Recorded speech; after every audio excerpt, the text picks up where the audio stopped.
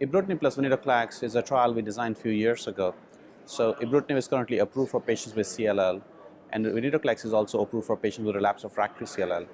So a few years ago, based on some laboratory data and some other convincing data, we felt that these drugs possibly could be safely combined, and they might lead to increased activity, clinical activity of this drug.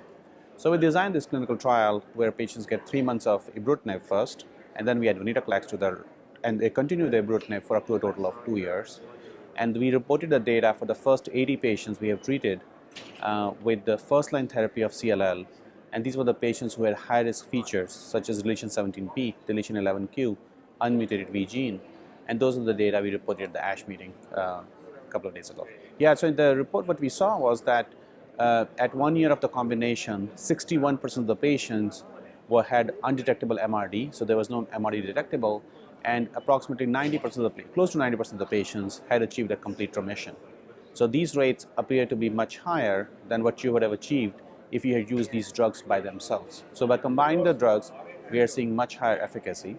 I should point out that we are also seeing more, one of the side effects we are seeing more is called neutropenia, and we are seeing more of that.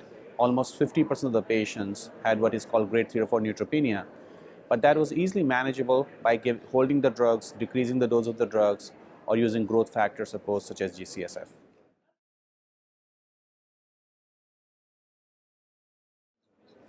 So this is a concept which is now emerging quite a bit in the field.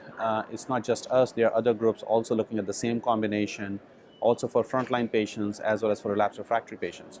And the data, early data seems to be consistent in all the studies that this combination is quite active for patients, high rate of remissions are achieved for the patients. So eventually I think there are already randomized phase 3 studies ongoing where this combination is being tested.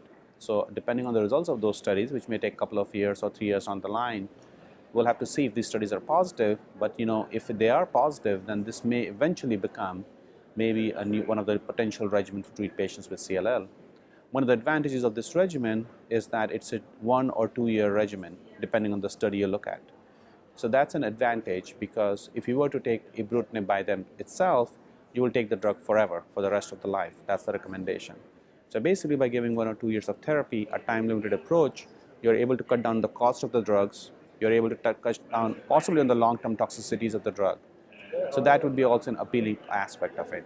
But again, I should point out all the studies we are doing and others are doing are right now early on. Most of the studies have been enrolling in the last 1 or 2 years. So we'll have to wait some more time before we see how these responses are maintained.